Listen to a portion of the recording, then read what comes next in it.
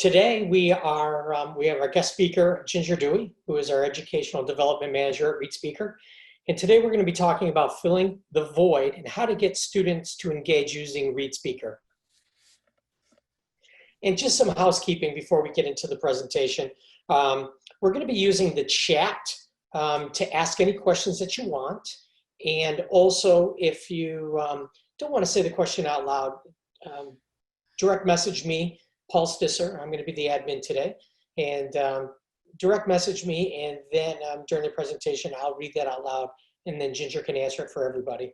So if there isn't any other housekeeping items, Ginger, why don't we go on to the next slide? I'll do the introduction to you because you never give yourself enough justice. So it's really my pleasure to be working with Ginger. She is our Educational Development Manager here at ReadSpeaker. Been here a couple of years now. Ginger helps our clients with onboarding and getting the most out of ReadSpeaker's suite of learning tools. She has over 35 years as an educator, as an LMS admin also, and her areas of work have really been K-12 higher education, but also e-learning. It's been, her wealth of knowledge has been terrific for us. And she is a massive advocate for accessibility in UDL, or Universal Design for Learning. So at this time, I will turn it over to my colleague, Ginger Dewey. Thanks, Ginger. Thanks, Paul.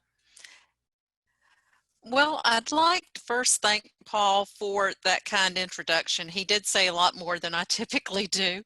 And I want to start off with, who are we? And I'm referring to ReadSpeaker. Well, first off, we are a text-to-speech company, but we're more than text-to-speech. We've got a lot of other tools that we do offer. Our company is 20 years old, and we believe in supporting all students and not just those that have a learning challenge of some kind. This webinar is on engagement. And right now in this COVID-19 timeframe, we have seen all kinds of learning, seen face-to-face turn into what is being termed remote learning. We have online learning, we have flex learning, and there's a variety of definitions, and engagement kind of fluctuates how you're going to define that depending on which type of learning you're using. But I liked this definition from the Glossary of Education Reform. And it says, in education, student engagement refers to the degree of attention, curiosity, interest, optimism, and passion that students show when they are learning or being taught, which extends to the level of motivation they have to learn and progress in their education. And what stuck out to me out of that definition, we already knew attention, interest, and passion work well with online learning or remote learning.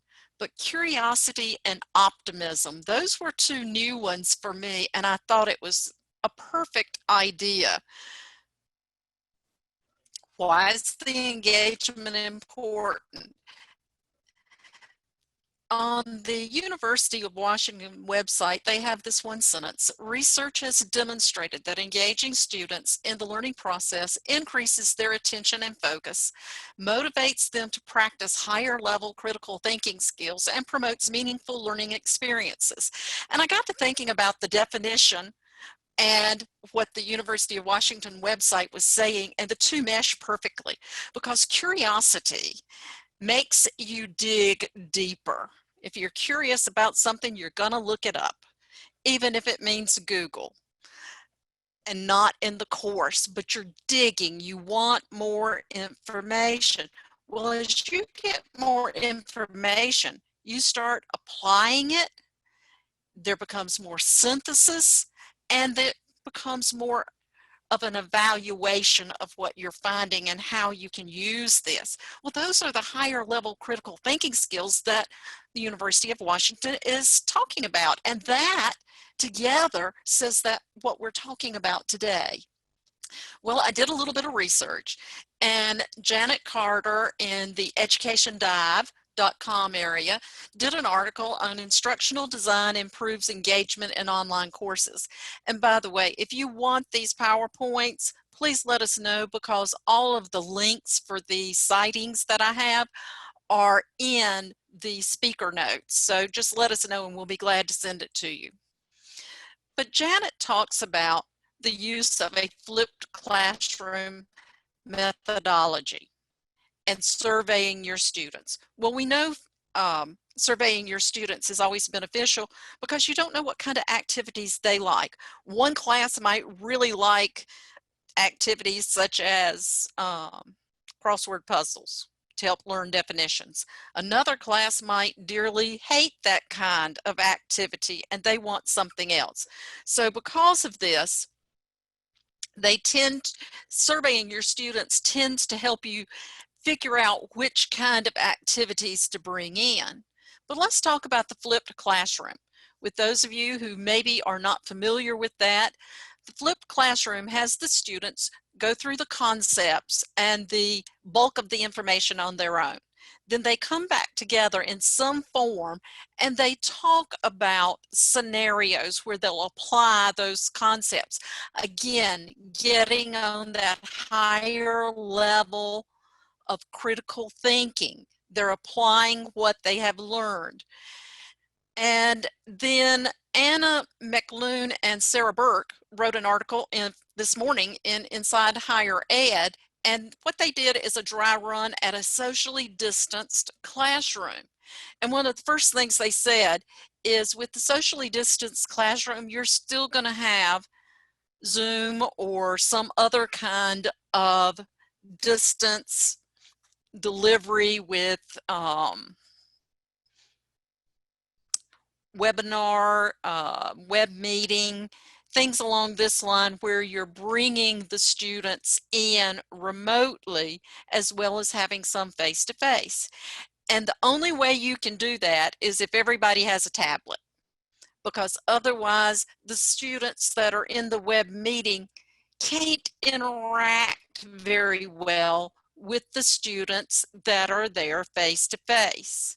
And furthermore, because of the seating and wearing masks, students had difficulty hearing, but if they were on a tablet, they could actually talk to each other. And if you've got your headset on or your ear earpieces on, you're able to listen and hear. So that's one of the things. You're going to have to plan more time in getting ready because you got to clean the classrooms in between. And they did find that lectures went smoother than group work.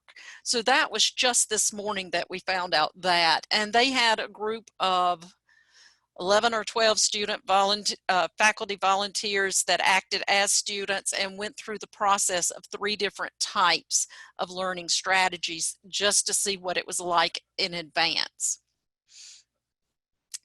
Now, Ray Kelly in Campus Technology had this article, and in it, what I found interesting is they we're trying to find out how instructional designers work with making courses better. And we all know instructional designers really help make courses better, but some of the things that they pulled out is the consistency of technology and pedagogy that helped. And let's think about something. In your English course, if you're using one type technology to accomplish something, and your history course, you're doing a different type of technology to accomplish the same end goals. Wouldn't it be better if you use the same technology in both places so that the student wasn't having to create and learn in 2 different technologies? They're only using one, so they become more familiar with it, therefore they use it more. The other thing they did was a little survey, and they had students rate their courses as having lots of interaction down to having basically no interaction with the course. And then they had those courses coded as an instructional designer helped with them or an instructional designer did not help with them. And they found out that 70% of the courses where instructional designers worked on the course had lots of interaction, but only 40 to 45% of the courses had lots of interaction if an instructional designer did not work on the course. And that's significant. You're almost doubling the amount of courses that had lots of interaction. Now, let me state, because some faculty misinterpret the role of an instructional designer. They are not a subject matter expert. They're there to help you put the material together in an effective way, giving you ideas of, let's not have every single thing as this one type activity, let's mix it up, and give you some ideas of activities you could use to accomplish the same thing. But you're still giving all of the subject matter. You're the controller of that. Now, how does engagement fit into instructional design? There is a wonderful article in e-learning design and development, and in this, Aisha Sood talked about 4 examples of interactive e-learning activities. And the first type of activity she talked about was scenarios and simulations, how you can use those. Well, there's the goal-driven immersive learning situation.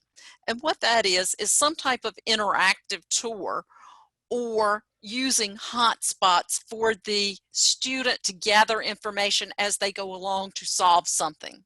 Then you have role-based individual simulation, and that's something where you have a problem presented. There is a problem solver and there is a decision maker. And the problem solver has to present the way to solve this to the decision maker, and the decision maker has to look at the return on investment. Now, this could be done somewhat as a play if the students could not work together on it because of time schedules or something along those lines.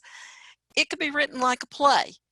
And then you could swap voices between the 2 people to keep them separate in your mind. You might want to use a male voice and a female voice, something like that. And then, of course, museum simulation.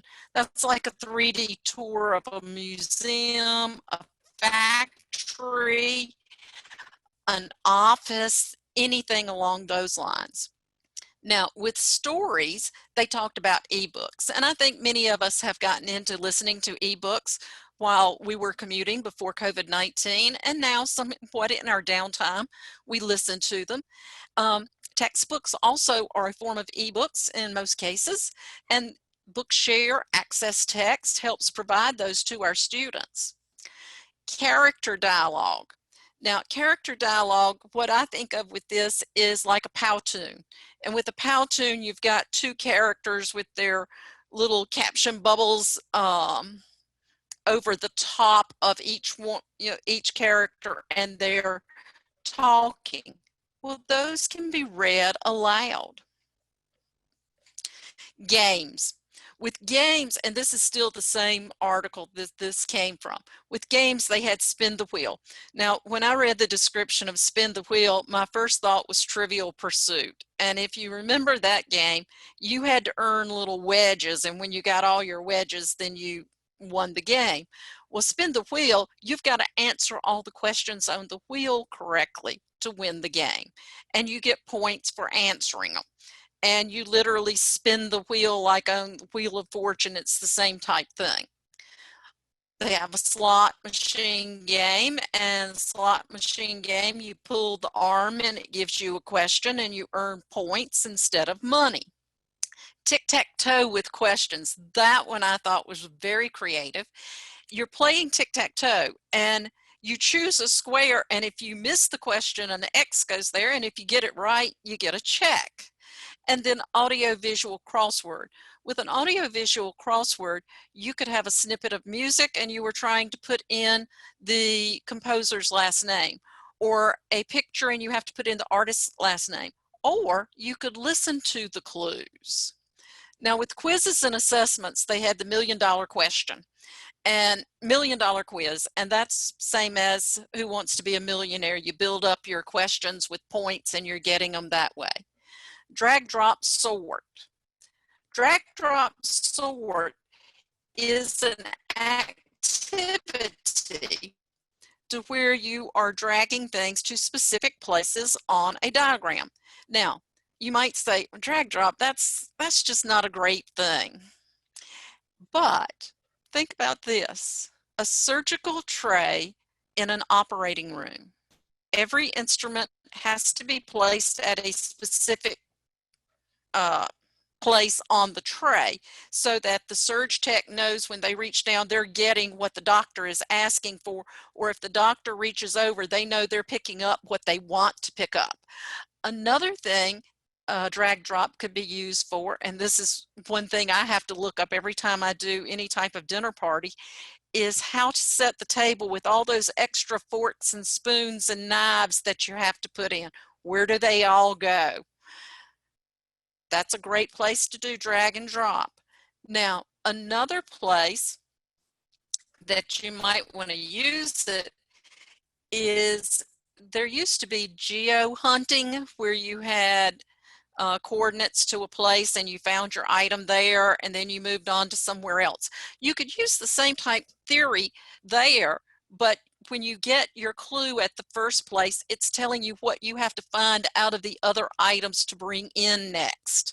So that's what they're talking about with drag and drop. And with all of those things, you could put voice to it. Multi-page assessments, that is exactly what it says. Don't put all your questions on one page, break them up. You might want to make certain your matching question is only on one page, or you might want to put your true false questions in on one page so your student, when they're reading it, is looking for the fallacy in the statement. Or in multiple choice, they know, okay, I'm reading this, I'm picturing this scenario, now let me go to my answers. So they're in the right frame of mind and don't spend time having to reread the question because they didn't know what kind of question it was before they started. And with visual assessments, you have audio or visual clues that you can have. And a lot of times this could be where you give them a story and you send them into a textbook to find it. Well, what does it mean? If we think back over what we've heard out of all of the research, the articles, and the definitions, the things that come to mind are attention, passion, curiosity, and critical thinking skills. So what can we do? Well, there is a difference in the definition between remote learning and distance or online learning or e-learning. They're very similar, but they are different. And the difference is with remote learning, you're hoping that it's not going to be the whole semester. You think it's only temporary. Whereas distance online or e-learning, you know it's going to be like that for the whole semester. So you're planning on it. So as you design, what you want to do is design for online learning. And one of the first things you have to do if you're teaching an online course is teach the students how to interact with the course. How do you want them to engage? You have to tell them that, because otherwise they don't know. I mean, they're walking into the classroom and they're looking at the screen. Well, what do I do? So you got to teach them that. The other thing is you have to teach them how to use the technology in their lessons. And by lessons, I'm really talking about the whole course there. How will they use the technology and what technology do you expect them to use? Well, this is where ReadSpeaker comes in. With ReadSpeaker, we have lots of different things that can help students. In the settings, we can change the color of the word or sentence, or we can underline for those that are colorblind so that the student can associate the written word with the spoken word. That helps with courses that have large vocabularies or if the student is a weak reader. enlarged text. It's a change up for the students who are tired of just reading the regular screen. Enlarge the text so you're only looking at small parts. It's also good for ADD and ADHD students and for students who have some cognitive challenges to where snippets of information are there, and for the student who has lower vision. It is not a program like JAWS, okay? This is a web reading. It is not a screen reader, okay? You can change voices from male to female, or female to male, so that you can give different students different personas. If you're reading a discussion, you could make the student who's a male have the male voice, and if a student responds that's female, you could swap it over to the female voice. Text mode. Text mode is a very clean look to the document. It removes all of the images except those that have alt tags, and it left justifies it, and it's a cleaner font. A page mask. This is the same thing as cutting a hole in a sheet of paper and moving it up and down the page. The same thing here, except this is the electronic version. And with that electronic version, you can make the window larger or smaller. But this helps keep you on track. It doesn't let you get intimidated by the amount of material on the page, so it's building some confidence there, as well as keeping you online. A reading ruler is just like a note card, and again, it's helping you stay online. There are lots of courses that have massive amounts of information to where every phrase has a piece of information you have to know just about. A reading ruler is great there because it helps you stay right there in the moment. Enlarged text and page mask are also great for that. So whether it's getting offline or these courses with so much information in them, these tools help your students stay with it. Highlighters. We all know that we highlighted up our books when we were in college or in graduate school or wherever, but then you had to go hunt all those highlights, right? It wasn't easy to have them all in one place. Well, our highlighter allows you to highlight up documents that are in the LMS or in TextAid, and you can collect those highlights. So let's say I'm a student. I might want to use two colors, one for it's important and one for it is something I don't know. And I'm going to swap over and demo right here for a minute. And I'll do that throughout the rest. Before I do that, Paul, are there questions that I need to answer? At this time, no, Ginger. You're doing such a good job. There aren't any questions, but I have asked for some. Okay. Just checking.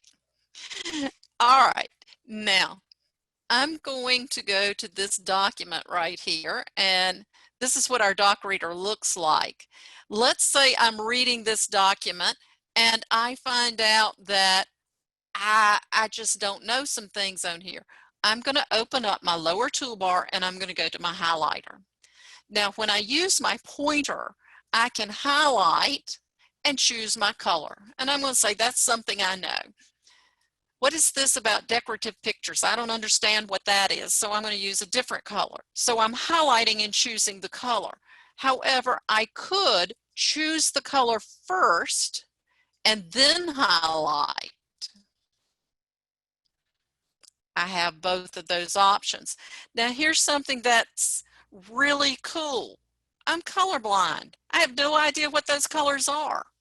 So it didn't do me any good. Well, yes, it does, because we can show borders. And when I show the borders, yellow is an underline, blue is a dashed border, green is a dotted border, and red is a solid border. All right, that's good. I've got it marked up. And I could do this on the whole document, but now I'm going to download that information, and I can do the whole document or only a page. I can do color or position. show or not show all of my indicators, and show or not show all of my borders. Well, I'm going to say, give me everything. And we will put it right here on my desktop.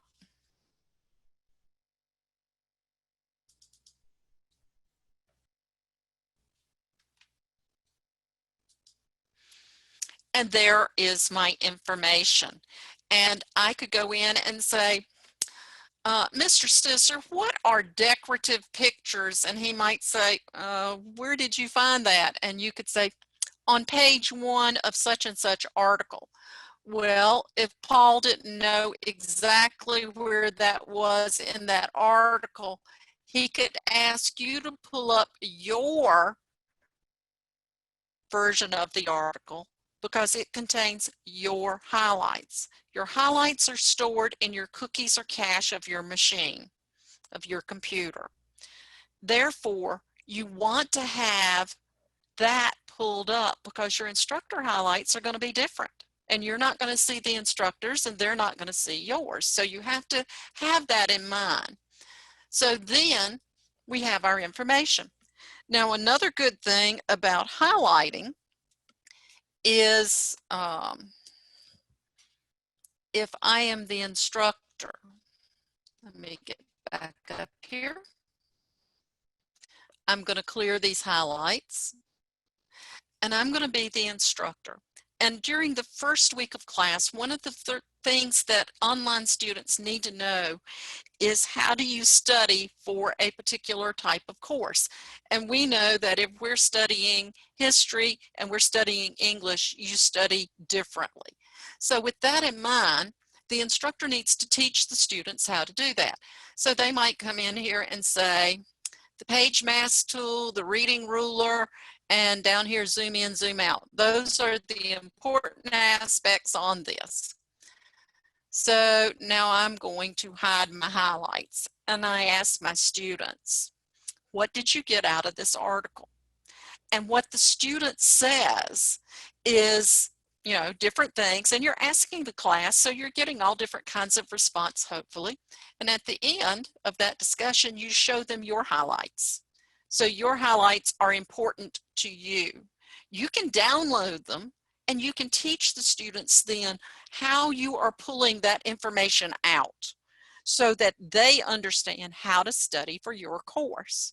Now, in a regular classroom, you might do that naturally, but when you're doing remote learning, you've got to build that in, otherwise they don't know. All right, let me get back over here to this.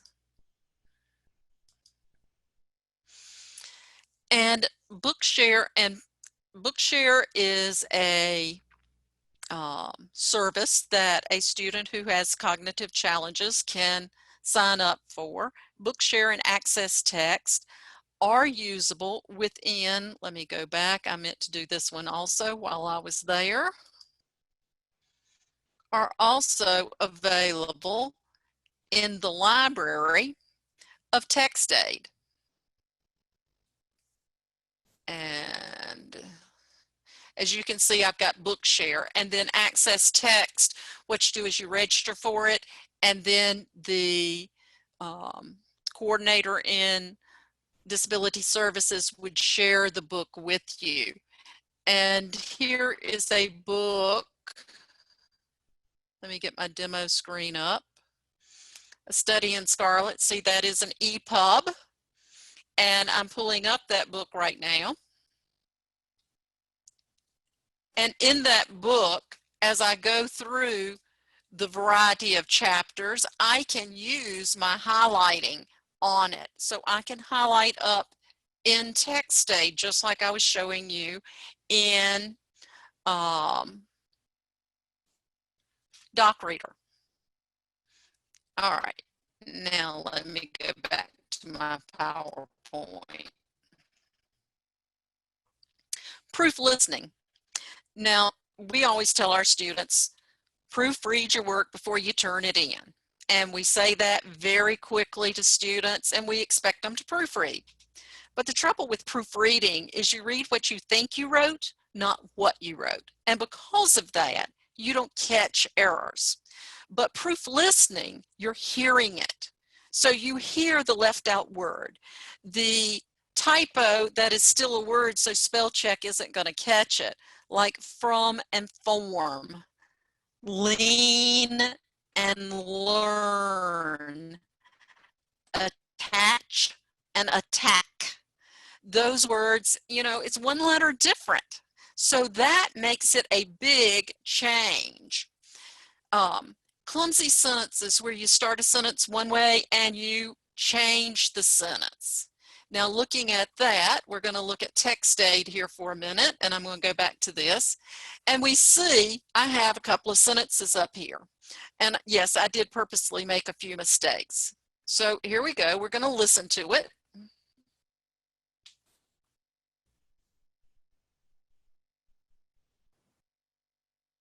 This is demo form Ginger.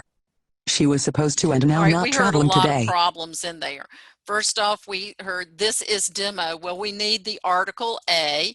We heard form instead of from. And it says she was supposed to and now not. She is supposed to be and now is not traveling today. When I do spell check, it says traveling's misspelled, so I correct it. Now if I listen to it being played back, it would be correct. These are the type things that your student can do.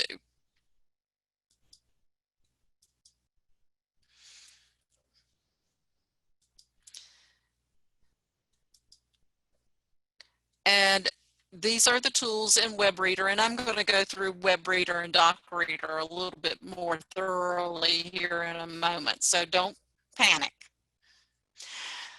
Now, first off, with DocReader. DocReader is available in Brightspace, Blackboard, Moodle, and the Open LMS. And in Blackboard, Moodle, and the Open LMS, you will see this icon that is a speaker with a sheet of paper on it. When you click on that sheet of paper, it opens into the DocReader, and you're seeing the highlighting tool open here, but you're also seeing the DocReader there. In Brightspace, there is a button that says Open in DocReader that you would click on. When you look at your lower toolbar, some of the things we talked about already were the settings that we mentioned. The page mask, the reading ruler, here are the highlighters. We can always download MP3, save it, or print it, as well as our listen controls. Text aid, we've mentioned before, you can listen to EPUBs, PDFs, documents. You can annotate and highlight. You can convert images to text, provided there is verbiage on the image. So in other words, a student takes a picture of a screen or something that is a PowerPoint that's being displayed. What you're doing then is you're converting the written word over into an editable form, but it does need to be a typed word. We've talked about proof listening to papers. We do have a speech to text dictation. It is sentence by sentence. It is a non-trainable something. And administrators, coordinators, and group owners can share a document to a student, but the student can't share it to someone else. So it's a one-way share, and it terminates at the end of the first person share. All right, the extension. The extension comes into play, and if you'll remember, I said DocReader was not available for Canvas. Canvas uses the text aid extension, which also reads the outside web. So if you wanted to go read CNN, or go read your bank statement, or go read whatever that was not in your LMS, you could do so with text aid. Some of the other things about text aid has this really cool tool right here that looks like a picture frame with a picture in it. It's immediately to the left of the ReadSpeaker logo. That is called Snapshot. And when you're out on the web and you're reading something and there's text on top of an image and they didn't alt text it and you need that text read to you, Snapshot will do it because it OCRs the text that's on the image and then it reads it to you. And that's real cool. If you have an instructor who puts up a document, and I'm using the word document here very loosely, basically they took something and they scanned it so it's a singular image, we know that's not accessible. But if the student needs to have that read to them, they could OCR it with the snapshot and have it read to them. The extension is available for Chrome, Firefox, Edge, and Opera browsers. Now we're looking at testing. And I know there was a question a few minutes ago about testing. I'm sort of half keeping an eye on chat. When you are taking a test, you have the web reader available in Blackboard, Moodle, OpenLMS, and Canvas. And coming in the fall, it will be available in web reader, Brightspace also, but currently those other 4 have this available as web reader. And with that, you just highlight your question and click listen, and it reads it to you. But notice if you need a page mask, you have it. If you need enlarged text, you have it. In Brightspace, we have to use our bookmarklet, and I do apologize for the quality of these images, but I had to do a video and then take the image from the video, so that's why it's a little dark. But over here on the right, you see this guy that's up here. This is called the bookmarklet, and right now that's how you use it in Brightspace. This one on the right showing the web reader. And both of these images are coming from inside Respondus Lockdown Browser. I had to use an external camera to film it, but we are working inside Respondus Lockdown Browser. We're also compatible with HonorLock. In HonorLock, what you do is you add in the proctor notes that you are allowed to use whichever tools on the web reader you want the student to use, the text-to-speech part, the listen controls, the enlarged text, the page mask, whatever. You put that in the proctor notes. Then the proctor won't flag that. So that way the student is able to use the tools inside HonorLock. Now the next few slides, I'm going to go through them quickly, but remember, I will send you this if you want it. These are playlists that we have. We have one for Doc Reader and our web reader, TextAid, the bookmarklet in TextAid, and the extension in TextAid. Speakup, which is a Windows-based offline tool that we have available for students who maybe don't have access to the internet. And I know our local school district where I live is looking at using educational TV technology to deliver things like PowerPoints and stuff like that that can be downloaded onto a computer without the internet. Well, SpeakUp would be able to read that information to the student. Then we have Blackboard, Brightspace, Canvas, Moodle, and the OpenLMS. And these last ones that I was naming, they're in the beginning stages of being created, so they don't have a lot of videos now, but they will have as we go through them. Okay, now let's go for a little bit deeper dive into Doc Reader and Web Reader. Let's begin with Web Reader. Oops, I hope I'm still there. If I highlight a sentence, I can click listen, or knowing where to find learner support is essential to your success. okay, I don't want a male voice. I want a female voice. So I'm going to change my voice to female. Same sentence.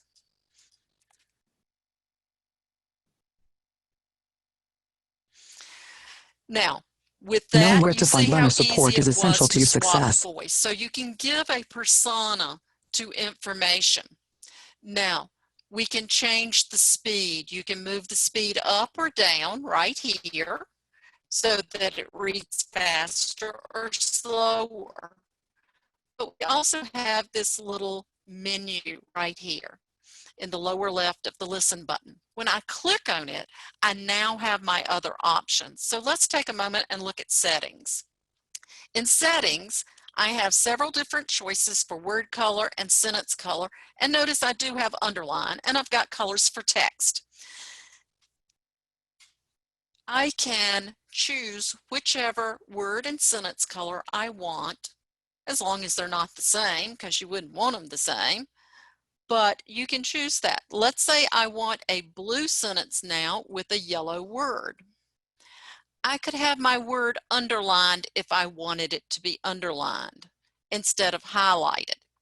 Now, if you're going to use underlines, you want to use it on the word only or on the sentence only, because you can't get double underlines. So if you're colorblind, you're going to use the word underline. Text color, you can choose that. Automatic scrolling, you want to turn on. The text pop-up menu, that was that little menu that said listen, dictionary, and translate. You want that on, and you want it to close, but we found out that 2 seconds is what most people needed. I know 2 seconds doesn't sound like a lot, but that's what most people needed to decide, yes, they're going to use it from there, or no, they're not. If you need longer, you could change this to 15 seconds if you wanted. You pick your number. I'm going to put it back at 2. But if you choose this do not close, what happens is when the reader is reading, the menu is going to be on top of what's being read.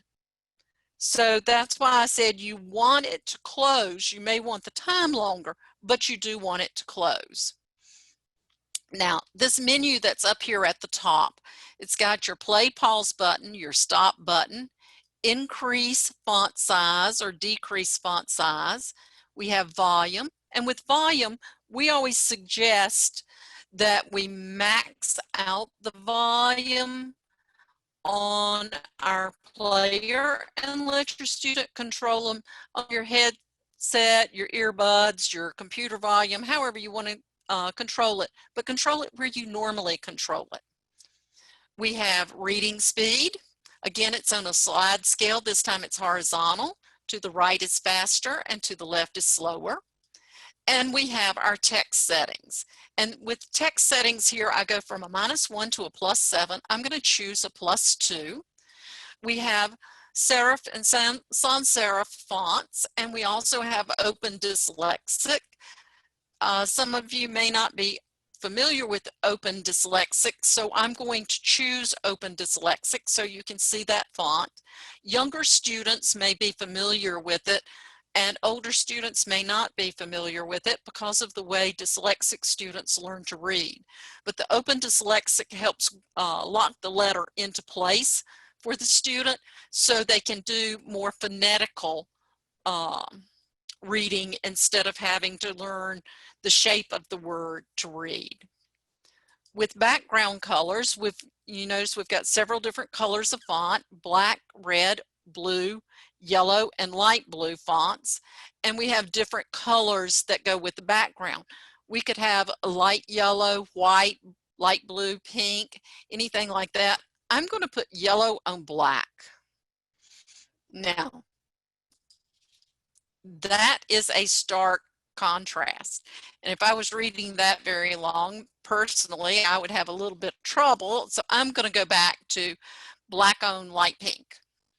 That one is a little bit softer on my eyes, and I think that's what I want. But when I close this menu, I don't see that anything has changed.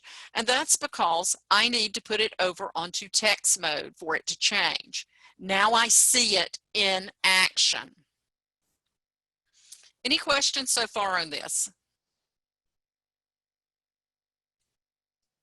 Ginger, I think there's a great question. We always get this question, you know, how well or does it read math? Can you just share a little bit on math? Okay. With math, we have to turn on the math dictionary, and it will read it. It has to be in MathML for it to read it. And basically it reads up through college algebra. When you get into the calculus, due to the nature of how calculus is actually formed in it, it tends to mispronounce a couple of things, but we can always set that up in your own personal dictionary so that it would read it correctly. Other questions? There's the common question about reading, and I think you covered it, but it might be great to review it one more time. Reading exams or quizzes in the LMS, for the different LMSs. Okay. Excuse me, with the lockdown browser Respondus. Okay, with Respondus in Moodle, the Open LMS, Blackboard, Canvas, and Brightspace or D2L, we can read the quizzes in any and all of those LMSs in Respondus Lockdown Browser. Most of those is using the web reader, which is what you're seeing on the screen up here. So it means they have these additional tools like the page mask or enlarged text. However, if you're in if you're in Brightspace, you're going to use the bookmarklet. And let's see if I can get my bookmarklet to come up today. Oh goodness, I'm on a bad page. Let's not do that here. Let's close that. Let me go over to another page. Let's see. Get this a little bit smaller so I can get to my bar here, and we're just going to go to cnn.com. And while that's loading, I'll show you what the bookmarklet looks like here in just a second. But we are able to read them. We are compatible with HonorLock. Does that answer your question? And in the fall, we will be coming out with WebReader for quizzing and assessments in Brightspace. Cindy also asked a question, translating. Can you review that? Yes. Okay. Let me get all of this off.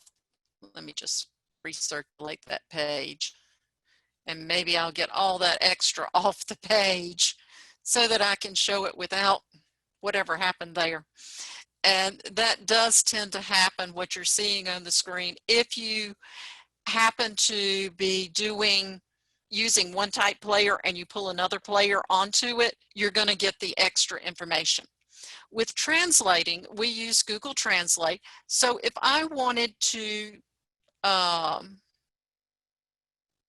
highlight this phrase, different learning preferences, I could translate, and I click on translate and I choose my language. I'm going to be different today and I'm going to choose Greek. And what it's doing is it's changing it to Greek, and I'm going to play it.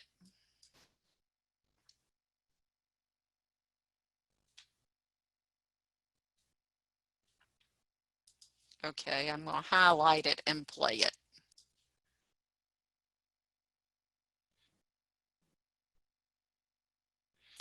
And that was different learning preferences Διαφορετικές in μαθησιακές Greek. προτιμήσεις. Now you probably don't know Greek, so now let me go back, and for those of you who speak Spanish or know Spanish, here it is in Spanish. And if I highlight it and click listen,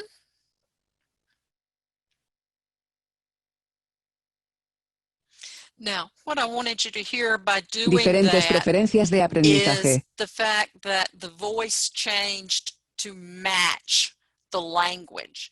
And you should always match your reading voice with your document voice. If we don't know the definition of a word like different, I don't know what different means, so I'm going to look it up in the dictionary.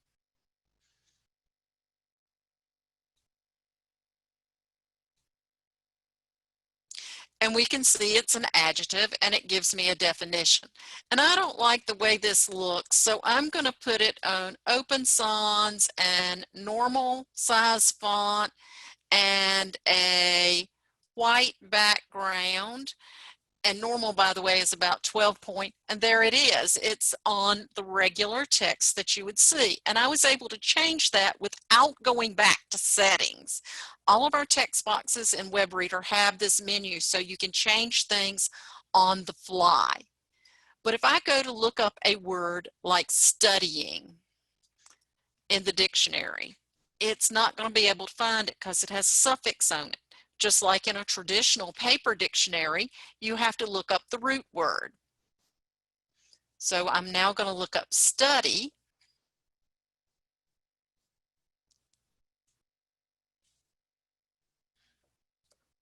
And we have it as a noun and a verb and all the various definitions. And I could have that read to me. Other tools that we have on this lower toolbar are the enlarged text. And when you click on it, and I'll click back so you can see it, notice that the enlarged text now has a green dot on it. And if I highlight, let's see, we'll take this sentence right here, this much, and I can click listen from the pop-up or from the player itself, it doesn't matter. Now, notice that I had some rather weird choices There that are I other learning chose resources earlier, around you. but I can crank this up or pull it down. That's my choice. I can let it play. If you All have right. a research It paper, ran out, or if I hit stop, it's not there anymore. But the dot's still on the tool. And that dot means when I highlight something else, it's going to do the same thing. So I click it again, and the enlarged text is turned off. The page mask, as we were talking about it earlier, you can make it larger or smaller, and it moves up and down the file. In the doc reader, we have, I'm going to clear these highlights off so that we're not distracted by them. We have the document taking up part of the screen, but not all of the screen. We have these images over here on the left, and we can change pages by clicking on the images, or if your document is accessible, you can change pages by the headings. And headings do not mean make it larger and bolder. It means actually using the headings off of the word processor package that you're using off that ribbon. You can also choose by the drop down. But once you've chosen your page, you can get the full screen real estate by turning off that sidebar. Now we have the same tools that we had up here, but I want to show you text mode. Now I will tell you ReadSpeaker here should be a decorative image. Doc Reader, this image that you have here, is an alt tagged image. So I'm going to change it over to text mode. Well, I must have tagged that image. I thought I had left that one untagged. But we do see how much cleaner this is. And we have our bullets at the bottom. Go back to layout mode and it looks totally different. Yes, layout mode, the image is a little bit larger, but it's still pretty large in that text mode. Okay, other things we have are download to MP3. You can save a document, print a document, and the last thing I want to show you, wait a minute, I wanted to swap back over to layout mode, is the reading ruler. And with the reading ruler, you can move it up or down. You can move your document by using the center wheel on your mouse or stroking up and down on a Mac mouse. You can make it larger or smaller, your choice, and click X to turn it off. Paul, do you have any questions that we need to entertain? Well, Ginger, I think there was a great question. If you could go back to WebReader, because I know we're running out of time. There was a specific, there are actually a couple questions centered around, is there the ability to turn off key features inside of WebReader? And do you want to answer that, or would you like me to answer that? How about you taking that one? Okay, so web reader is highly customizable. So often we have many programs that are utilizing web reader, mainly with Respondus lockdown browser. And what they've done is in assessments, of course, sometimes programs don't want the translation piece, mainly if it's a language course, or the ability to do a dictionary lookup. So those two features and also the MP3 are removed from that. Web reader is highly customizable. We can easily offer that to you. However, often programs still want to have that functionality. So that's why we like to also include the text aid product, which can be an LTI to support that functionality outside of the assessment. So those students who are still looking to utilize those tools still have access to it.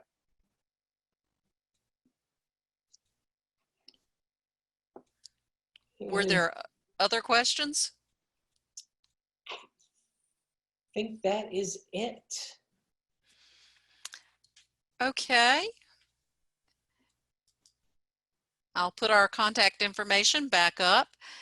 If you have questions after the webinar, please send them to paul.stisser@readspeaker.com or ginger.dewey@readspeaker.com, and we will follow up with you. The recording will be posted.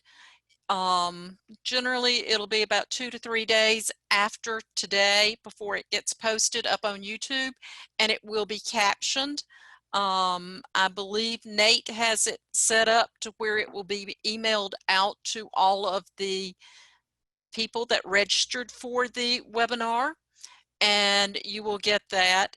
And I will go back through the chat and pick up the names of the people that wanted the slides. But if you do want slides, you can email me and I will send you the slide deck as well. Anything else? I just want to add one other thing. We will be doing another webinar.